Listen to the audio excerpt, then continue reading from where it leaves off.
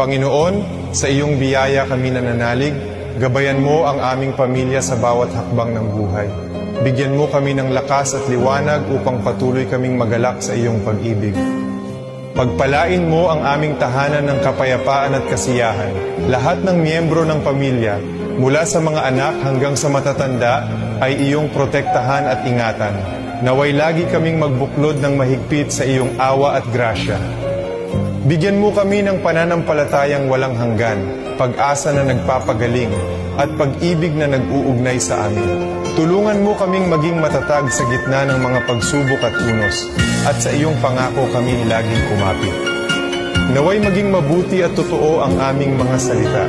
Sa lahat ng aming iniisip, sinasabi at ginagawa, turuan mo kami ng pasensya at pag-aalaga.